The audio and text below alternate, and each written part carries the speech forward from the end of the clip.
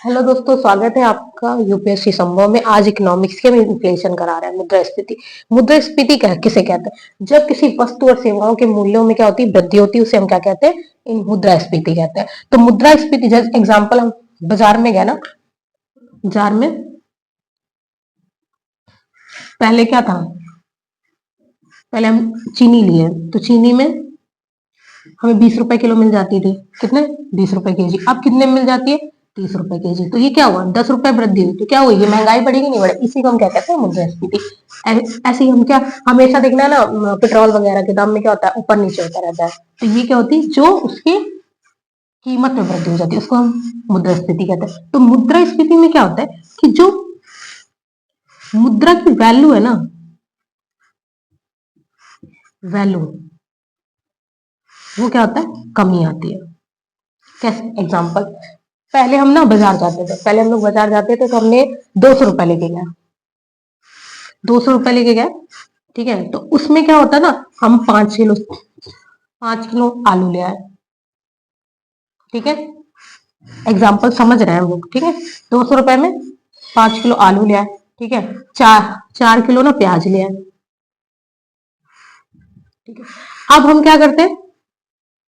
अब हम जाते हैं ना तो 400 रुपए लेके जाते हैं, ठीक है। या हम 200 रुपए ही लेके गए, या हम क्या है? 200 रुपए ही लेके गए, 200 रुपए। अब क्या हुआ? आलू ना हम लेके आए 2 किलो। कितने?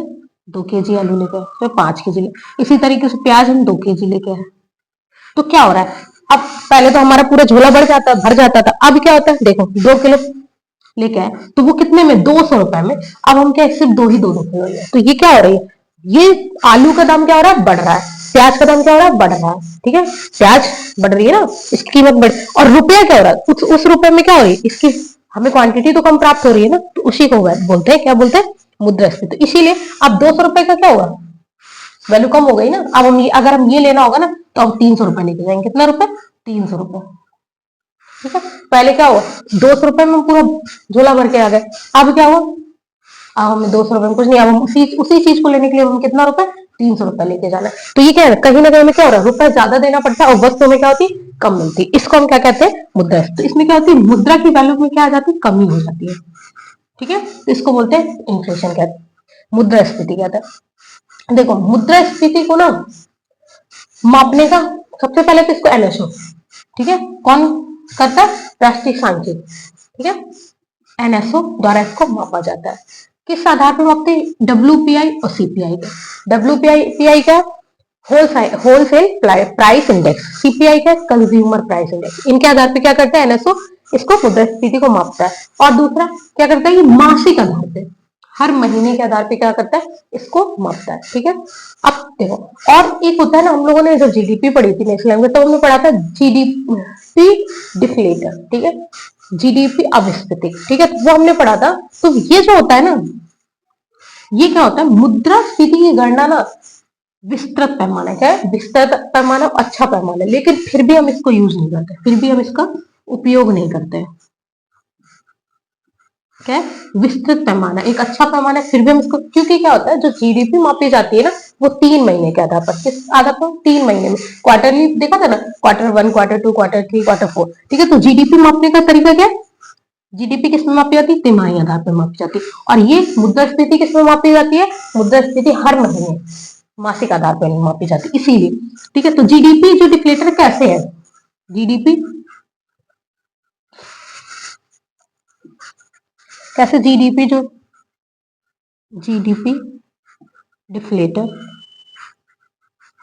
डिफ्लेटर जो है ना, ये क्या है? विस्तृत। क्यों? क्योंकि ये होता क्या है? नॉमिनल जीडीपी, उस दिन मैंने आपको बताया था नॉमिनल जीडीपी क्या होती है, और क्या होती है? Real GDP. नॉमिनल जीडीपी क्या होती है? जो वार्षिक आधार पर होती है, उसको हम क्या कहते हैं? Real nominal GDP. और रियल जीडीपी क्या होती है? जो हम आधार वर्ष के आधार पर मापते हैं, उसको हम क्या कहते हैं? Real GDP. जब, तो ये क्या होता है? ये हमारे क्या होता है? मुद्रास्फीति का क्या होता है? विस्तृत पैमाना। लेकिन फिर भी हम इसको नहीं मानते, क्योंकि ये क्या होता है? क्योंकि ये जो जीडीपी है ना, हम लोग किसमें नापते हैं? तिमाही आधार पर। और ये क्या होता है? वार्षिक आधार, महीने, मासिक आधार पर मापा जाता है, ठीक है। तो ये होता है। अब देखो, आ गया ना।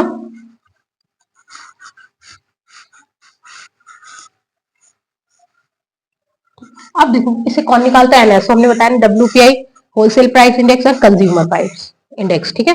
तो इनके आधार पर, किस आधार पर, मासिक आधार। कैसे निकालता है, क्या करता है, एक तो देखो आधार प्रभाव होता है, ठीक है, आधार प्रभाव और बिंदु दर बिंदु, यूपीएससी में क्वेश्चन आया है, बिंदु दर बिंदु, ठीक, किसके आधार पर निकालता है, मासिक एनएसओ किसके, आधार प्रभाव और बिंदु दर बिंदु। आधार प्रभाव क्या होता है, ये क्या करता है, पिछले वर्ष की मुद्रास्फीति दर का, पिछले वर्ष की मुद्रास्फीति दर का वर्तमान वर्ष की मुद्रास्फीति पर प्रभाव दिखता है ना। पिछले वर्ष की, पिछले वर्ष जैसे 2024 में मुद्रास्फीति दर थी 2%, ठीक है। अब वर्तमान में कितनी है, 2025 में कितनी हो गई, 5% दर। तो क्या हुआ, ये क्या हुआ, बढ़ गई ना। तो ये क्या होता है, मुद्रास्फीति के पिछले वर्ष की तुलना में वर्तमान वर्ष की क्या होती है, मुद्रास्फीति पर प्रभाव दिखता है। वर्तमान, पिछले वर्ष का वर्तमान वर्ष पर क्या होगा, प्रभाव दिखता है। तो आधार समझ में, आधार प्रभाव, ठीक है, कि पिछले वर्ष की मुद्रास्फीति दर का वर्तमान वर्ष की मुद्रास्फीति पर प्रभाव दिखता है, ठीक है। बिंदु दर बिंदु दर बिंदु दर, ये महीने पे, जिस वर्ष की हमने मतलब मुद्रास्फीति दर देख रहे हैं ना, किस वर्ष, किस महीने की, तो वो जो होता है ना, पिछले पिछले साल के उसी महीने से हम उसका तुलनात्मक अध्ययन करते हैं। एग्जाम्पल, हमने जैसे ना 2024 में हम देखिए मार्च महीने की,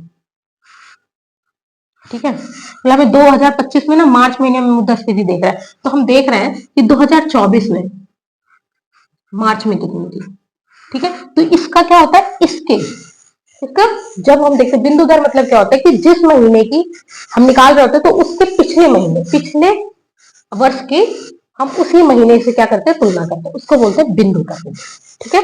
आया समझ में। तो हम लोग इस तरीके से निकालते हैं कि आधार प्रभाव और ये बिंदु दर बिंदु की।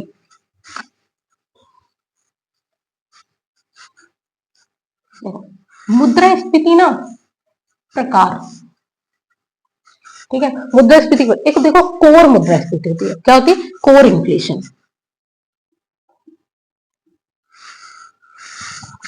होती है कोर इन्फ्लेशन, ठीक है। कोर इन्फ्लेशन में क्या होता है, ठीक है, कोर इन्फ्लेशन में क्या होता है, इसमें क्या होता है, वस्तु एवं वस्तु, क्या होता है, वस्तु की स्थिर, सॉरी स्थिर, इसको ऐसे लिख सकते हैं, इसमें जो होता है ना, स्थिर मूल्य वाली वस्तुओं को शामिल किया जाता है, स्थिर मूल्य वाली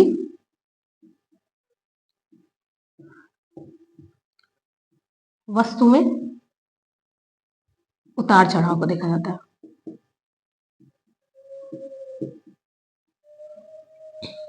ठीक है। स्थिर मूल्य वाली वस्तु में उतार चढ़ाव क्या क्या जाता है, इसमें मापा जाता है। तो ये होता है कोर इन्फ्लेशन। स्थिर मूल्य वाली, जिसमें ना बहुत जल्दी क्या ना बदलाव ना होता, उसको क्या कहते हैं, स्थिर मूल्य वाली वस्तु, ठीक है। तो ये कोर इन्फ्लेशन था। और हेडलाइन, हेडलाइन इन्फ्लेशन, ठीक है, हेडलाइन इन्फ्लेशन क्या होता है, इसमें क्या होता है, इसमें स्थिर जितनी भी होती है, स्थिर एवं अस्थिर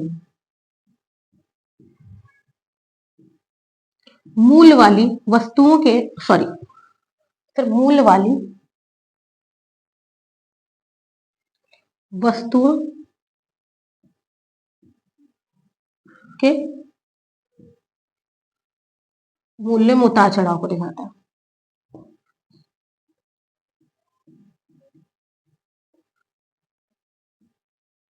ठीक है। तो ये क्या होती है, हेडलाइन इन्फ्लेशन, हेडलाइन इन्फ्लेशन जिसमें स्थिर और अस्थिर, अस्थिर हम लोग देख रहे हैं, आज प्याज का दाम कुछ अलग है, परसों कुछ अलग होगा, ठीक है। आज पेट्रोल इतना है, फिर हम कल जाएंगे तो कुछ थोड़ा बहुत क्या हो जाएगा। तो ये सब क्या है, ये क्या है, अस्थिर मूल्य वाली वस्तु है। तो इनको हम क्या कहते हैं, जो जिसमें हेडलाइन में क्या होता है, ये पूरा मापा जाता है, स्थिर और अस्थिर मूल्य वाली वस्तु दोनों में मूल्य में उतार चढ़ाव में। और कोर इन्फ्लेशन में क्या है, स्थिर मूल्य वाली वस्तुओं का क्या उतार चढ़ाव को मापा जाता है। तो कोर इन्फ्लेशन, अब हम हेडलाइन से, हेडलाइन जब हम कोर इन्फ्लेशन निकालते हैं ना, तो इसमें हेडलाइन में,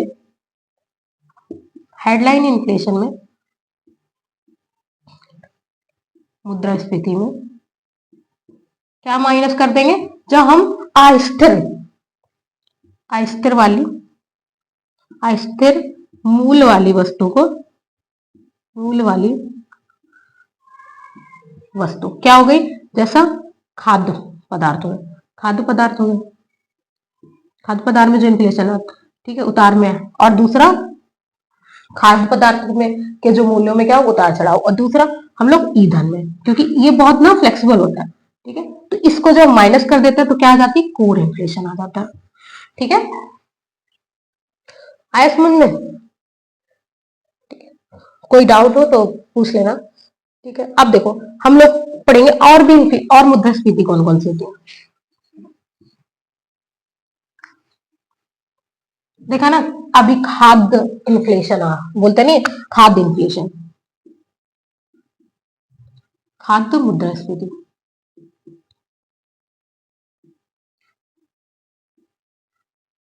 ये क्या होती है? खाद्य वस्तुओं के में मूल्यों में उतार चढ़ाव होता है। किसके कारण होती है? खाद्य वस्तुओं के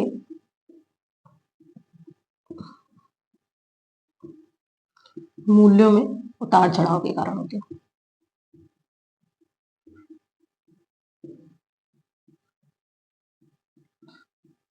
ठीक है। जैसे एग्जांपल, अभी आटा क्या है?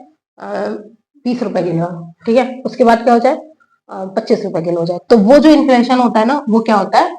वो खाद्य इन्फ्लेशन होता है। इसी तरीके से ना संरचनात्मक, स्ट्रक्चर इन्फ्लेशन क्या होता है? संरचनात्मक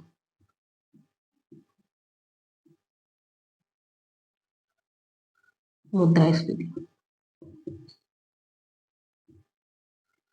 क्या होता है? संरचनात्मक क्या होती है? आधारभूत संरचना की कमी से होती है। क्या होती है?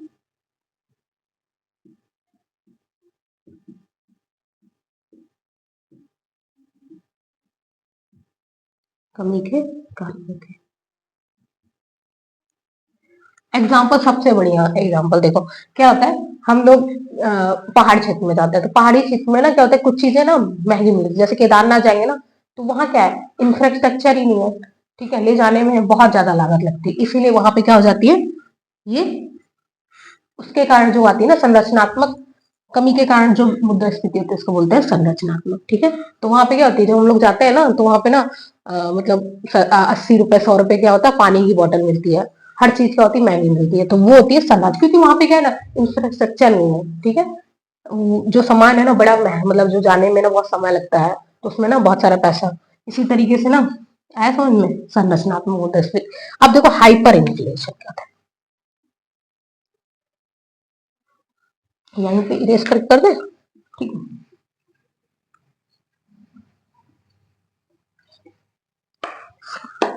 हाइपर इन्फ्लेशन,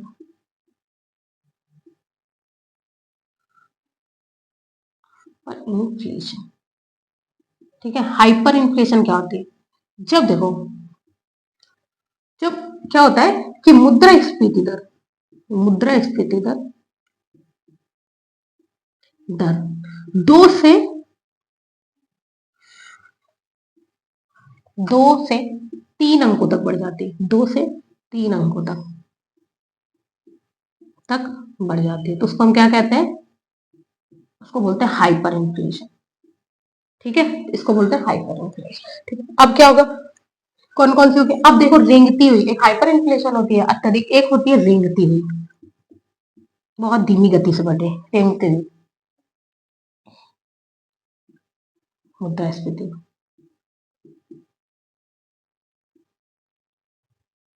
जब मुद्रास्फीति की दर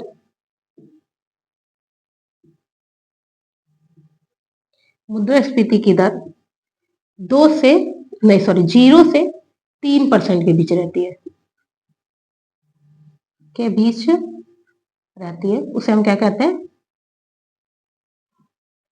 उसे हम कहते हैं रेंगते, ठीक है। अब देखो मुद्रास्फीति ना आ गया। देखो अब मुद्रास्फीति जब बढ़ेगी तो क्या होगा? कभी सुना है? जब मुद्रास्फीति